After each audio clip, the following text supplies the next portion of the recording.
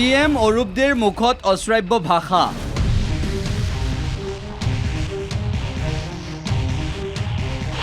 বিজেপিত শিষ্টাচাৰহীন সংস্কাৰহীন একাংশৰ দপদপনি।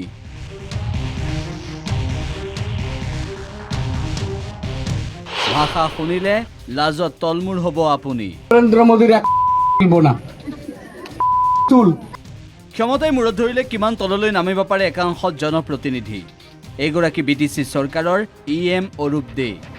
শিষ্টাচাৰ সংস্কাৰ সদাচাৰ এইবোৰৰ সৈতে যেন কোনো চিনা পৰিচয় নাই এইগৰাকী দাম্ভিক অৰূপ দেৰ। সংস্কাৰী দল বিজেপিৰ এইগৰাকী নেতা অৰূপ দে 7 নম্বৰ ফকীৰাগ্ৰাম পৰিষদীয় সমষ্টিৰ MCLA আৰু বিটিচি চৰকাৰৰ ইএম।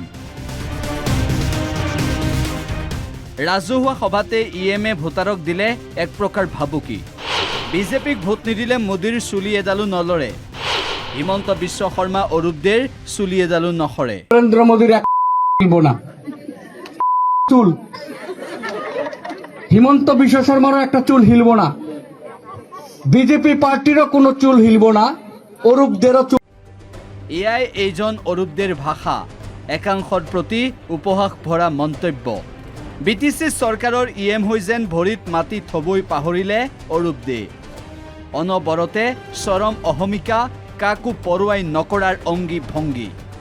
বিজেপিৰ সংস্কাৰ এওঁৰ গাত নাই, কিয়নো এওঁলোকে আদৰ্শৰ ৰাজনীতি কৰা নাই, কৰিছে ক্ষমতাৰ ৰাজনীতি।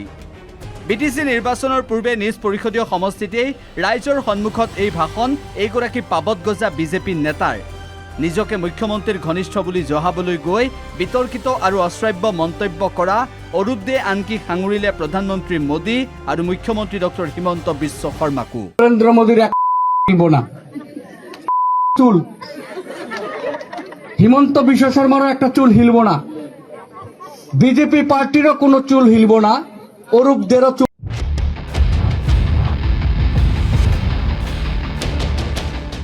অৰূপ দেৰ দৰে সংস্কাৰহীন একাংশক লৈয়ে বিজেপিয়ে এইবাৰ বিটিচি দখলৰ পৰিকল্পনা কৰিছে নেকি? ভোটযুদ্ধৰ পূৰ্বে ভোটাৰক বুঢ়া আঙুলি দেখুৱাই দিয়া অৰূপ দেৰ দৰে নেতাৰ জৰিয়তে বিজেপিয়ে পাৰ হ'ব বিচাৰিছে নেকি নিৰ্বাচনী বৈতৰণি? এই প্ৰশ্ন স্বাভাৱিকতেই উচ্চাৰিত হৈছে বিটিআৰৰ ৰাজনীতিত।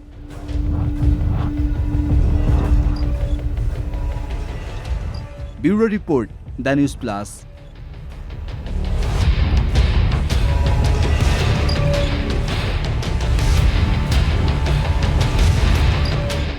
যিকোনো খবৰৰ বাবে যোগাযোগ কৰক 7099017330 লগতে 7099017110 নম্বৰত।